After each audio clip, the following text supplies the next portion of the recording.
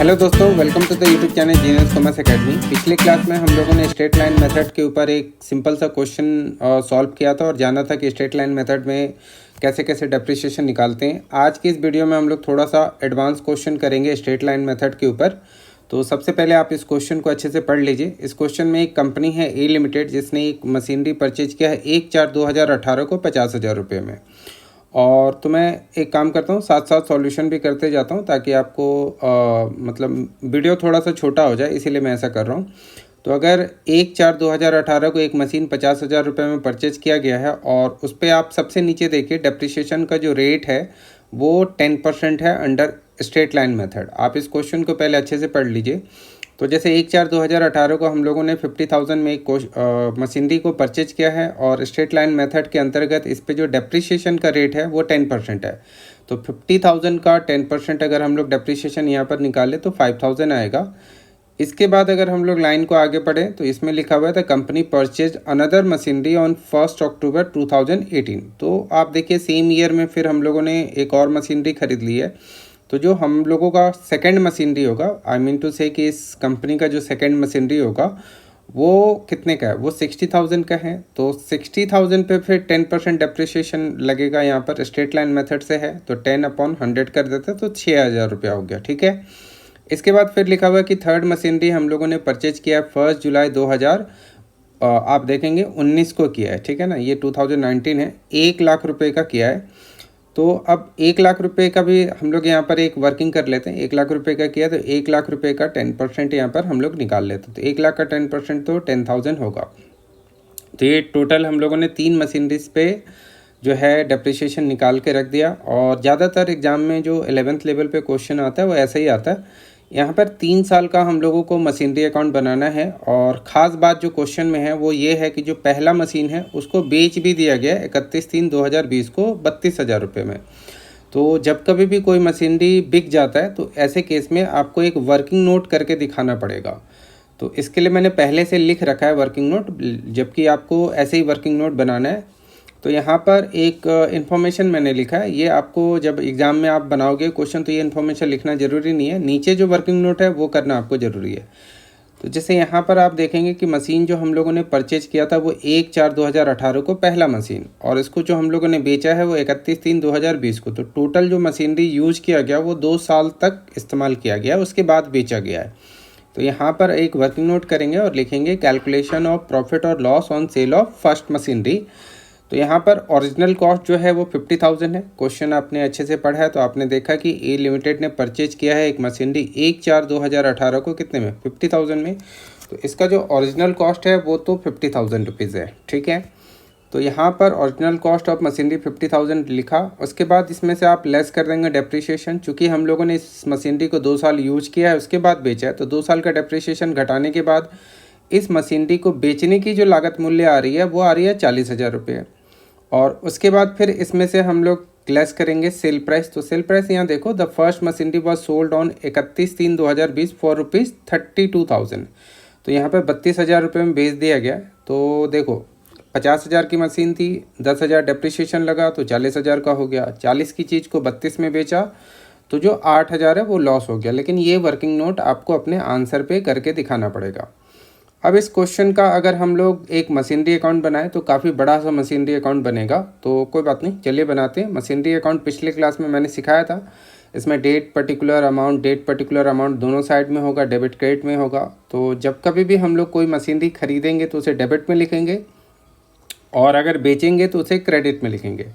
तो यहाँ पर 1/4/2018 को एक मशीनरी हम लोगों ने ख़रीदा था 50,000 का, तो हम लोगों ने डेबिट में लिख दिया टू बैंक अकाउंट और ब्रैकेट में लिख दिया परचेजेस। और इस मशीनरी पे जो डेप्रिसिएशन है वो 5,000 होगा, ये याद रखना है।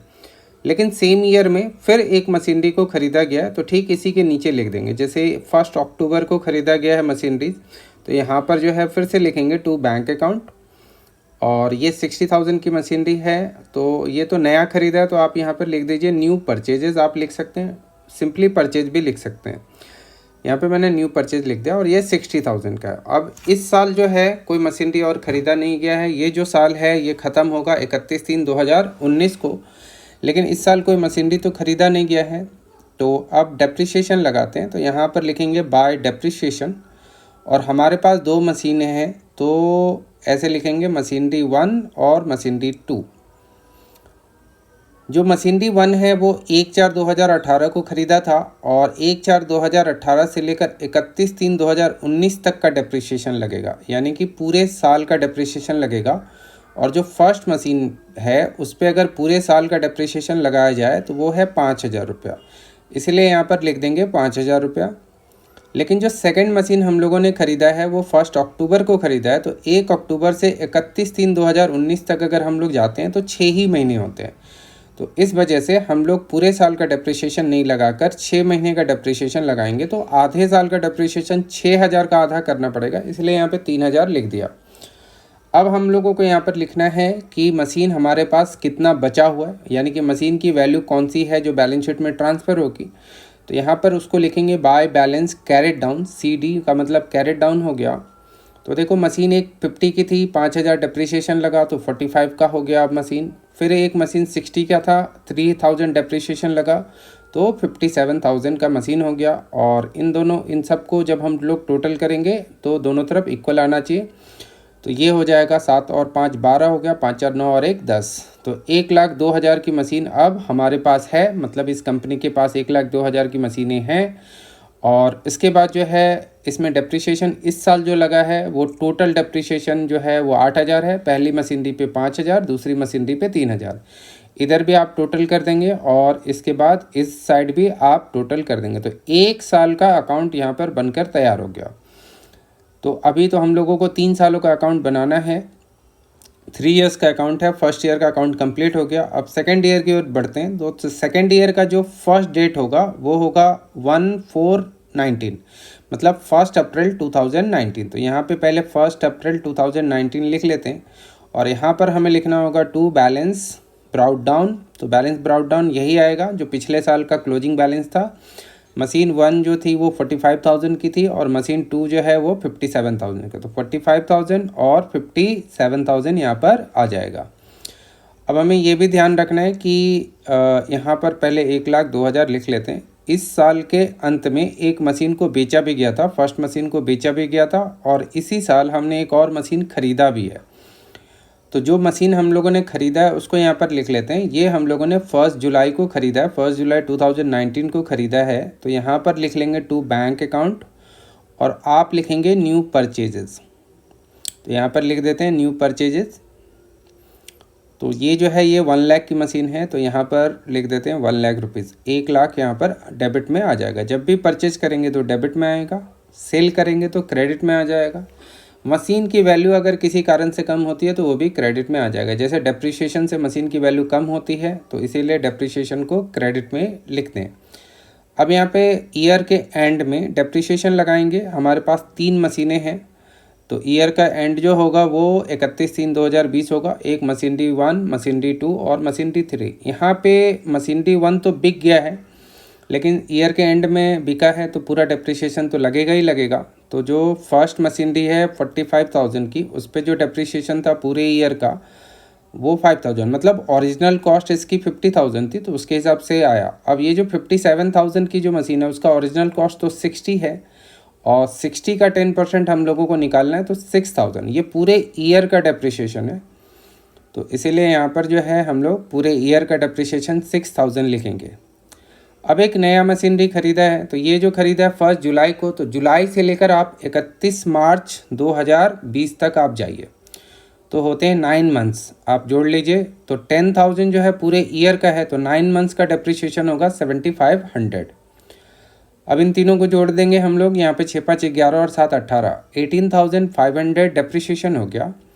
और ईयर के एंड में हम लोगों ने फर्स्ट मशीनरी को बेच भी दिया है, तो अगर बेचेंगे तो क्रेडिट में ही लिखेंगे बाय बैंक। खरीदते हैं तो डेबिट में लिखते हैं टू बैंक, तो बेचेंगे तो ऑटोमेटिकली क्रेडिट में लिखेंगे बाय बैंक। और ये जो है ये हम लोगों ने फर्स्ट मशीनरी को सोल्ड कर दिया। आप नीचे में लिख भी सकते हैं ब्रैकेट में, मशीनरी सोल्ड भी लिख सकते हैं। तो ये हम लोगों ने बेचा है 32,000 में, लेकिन इसको बेचने से हम लोगों को लॉस हुआ था तो उसको भी हम लोग लिखेंगे इसके साथ। तो by profit and loss account, और इसके लिए वर्किंग नोट 1 को रेफ़र कर देंगे। अगर मशीन को बेचने से प्रॉफिट होता तो प्रॉफिट को हम लोग डेबिट में लिखते हैं, लेकिन अगर लॉस हुआ है तो उसको हम लोग क्रेडिट में लिखेंगे। अब जो पहली मशीनरी है उसको अगर आप ध्यान से देखेंगे तो 32 और 8 40 और उसका जो डिप्रिशिएशन 5000 है वो कंप्लीट हो गया। तो वो मशीन की बात ख़त्म हो गई। अब जो हमारे पास मशीन बचा हुआ है वो केवल सेकंड मशीन और थर्ड मशीन बचा हुआ है। तो यहाँ पर उसका बैलेंस हम लोग निकालेंगे। जो सेकंड मशीन है 57,000 की थी और फर्स्ट मशीन तो ख़त्म, सेकंड मशीन 57 की थी, उस पर 6000 का डिप्रिशिएशन लगा। तो 57 में से 6 माइनस कर लेंगे, 51 आ जाएगा। और जो थर्ड मशीनरी है वो 1 लाख में से 7500 माइनस होगा तो 92,500 आएगा। फर्स्ट मशीन का कोई बैलेंस नहीं आया क्योंकि फर्स्ट मशीन जो है वो ईयर के एंड में बिक चुका है, तो उसके ऊपर कोई बैलेंस अब बचा ही नहीं, वो हमारे पास है ही नहीं, वो बिजनेस से निकल गया। अब यहाँ पर इन दोनों का बैलेंस जोड़ लेते हैं तो ये जो है 1,43,500 आ जाएगा। इसको अब यहाँ पर जो चारों अमाउंट है ना 18,500, 32,000, 8,000 और 1,43,500 उनको हम लोग सम करेंगे और 1,02,000 और 1 लाख को भी हम लोग सम करेंगे तो दोनों तरफ इक्वल आ जाएगा। जैसे यहाँ पे 2,02,000 आ रहा है तो इधर भी जब आप सम करोगे ना इन चारों का तो 2,02,000 ही आना चाहिए। तो ये इस तरीके से 2 सालों का जो अकाउंट है वो हम लोगों का कंप्लीट हो गया। अब 1 ईयर का अकाउंट जो है वो बचा हुआ है। तो इसको एक बार मैं फिर भी देख लेता हूँ जोड़कर कि ये आ रहा है कि नहीं आ रहा है। तो ये आप देखेंगे तो ये 2,02,000 इधर भी आ रहा है। अब हम लोग चलते हैं तीसरे साल में। तो ये हम लोगों का एंड का ईयर है और इसमें कुछ खास अब करना नहीं है। अब जो हमारे पास मशीन बचा हुआ है वो बचा हुआ है मशीनरी 2 एंड मशीनरी 3। तो सिंपल है, मशीनरी 2 और मशीनरी 3 पे पूरे साल का डेप्रिसिएशन लगा देंगे। मशीनरी 2 हो गया और मशीनरी 3 हो गया, इस पे पूरे साल का डेप्रिसिएशन लगा देंगे। तो मशीनरी 2 जो है वो 51,000 की है बची हुई, मशीनरी 3 जो है वो 92,500 की बची हुई है। और इस साल हम लोगों ने ना तो कोई मशीनरी ख़रीदा है ना कोई मशीनरी बेचा है। तो सिंपल है, इस साल केवल मशीन की जो डेप्रिशिएटेड वैल्यू है वो हम लोग यहाँ पर लिखेंगे। तो यहाँ पर जो है आप लिखेंगे 31/3/2021 ईयर का एंड, और यहाँ पर बाय डेप्रिशिएशन आ जाएगा। तो डेप्रिशिएशन केवल सेकेंड और थर्ड मशीन पे ही लगेगा। जो फर्स्ट मशीन है वो तो बिक चुका है तो उसका कोई अब अकाउंटिंग नहीं होगा। तो जो मशीनरी 2 है उसका ओरिजिनल डेप्रिशिएशन 6,000 है तो 6,000 लगाएंगे। अब मशीनरी 3 जो है वो पूरे साल यूज हुआ है और मशीनरी 3 का ओरिजिनल कॉस्ट जो था वो 1 लाख था, तो 1 लाख का 10% 10,000 होता है, वो लिखेंगे। अक्सर एग्ज़ाम में गलती होता है यही चीज़ कि जो 92,500 है उसका 10% हम लोग यहाँ पर लिख देते हैं, तो इस वजह से गलत हो जाता है। ये 10,000 की जगह 9,250 अक्सर मैंने बच्चों को देखा है लिखते हुए, तो ये ध्यान रखना है आपको। तो 51,000 में से 6,000 आप माइनस कर दीजिए तो 45 हो गया, और 92,500 में से 10,000 अगर आप माइनस करेंगे तो 82,500 होगा। और इनको फिर आपको जोड़कर यहाँ पर बाहर करना है। तो इसको एक बार जोड़ लेते हैं हम लोग, यहाँ पर बाहर कर दिया और फिर दोनों तरफ टोटल कर देंगे। तो ये पूरे 3 ईयर्स का जो मशीनरी अकाउंट है वो बनकर तैयार हो गया। इसको इधर कर देता हूँ, आपको दिखेगा। तो फिर इधर भी आप टोटल करेंगे तो वही 1,43,500 आएगा। तो ये थोड़ा सा बहुत ज़्यादा भारी क्वेश्चन तो नहीं था, लेकिन ऐसे क्वेश्चन बहुत ज़्यादा हैं आपके बुक में। तो आप इस तरीके के क्वेश्चंस को आप देखिए और ट्राई कीजिए, और इसी क्वेश्चन को एक बार और ट्राई कीजिए आप मिला कर देखिए कि आपका आंसर आ रहा है कि नहीं आ रहा है। पिछले क्लास में भी मैंने इसके ऊपर एक सिंपल सा मशीनरी अकाउंट बनाकर आपको दिखाया था। तो अगर आप ये वीडियो देख रहे हैं फर्स्ट टाइम तो आप इससे पहले की भी वीडियो देखिए, तो उससे भी आपको बहुत ज़्यादा आइडिया लग जाएगा कि कैसे मशीनरी अकाउंट बनाया जाता है। और एक जर्नल एंट्रीज की बात हो रही है कि जर्नल एंट्रीज कैसे हम लोग बनाते हैं। तो जर्नल एंट्रीज जो है डेप्रिसिएशन के ऊपर बहुत आसान है और लिमिटेड है। जो पहला जर्नल एंट्रीज होता है वो ये होता है कि मशीनरी परचेज किया तो उसका क्या एंट्री होगा। तो machinery account debit to bank account, क्योंकि मशीनरी आया और बैंक में पैसा कम हुआ।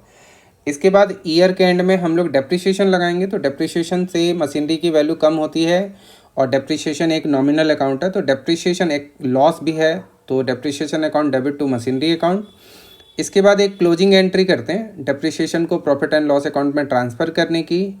और अगर मशीनरी को बेचा गया तो एट प्रॉफिट या एट लॉस पे बेचा जाएगा। तो अगर लॉस पे बेचा जाएगा तो लॉस को आपको डेबिट में लिखना है, प्रॉफिट पे बेचा जाएगा तो प्रॉफिट को क्रेडिट में लिखना है।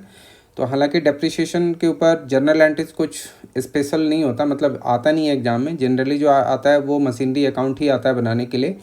तो ज़्यादा फोकस आपको मशीनरी अकाउंट बनाने पे ही करना चाहिए।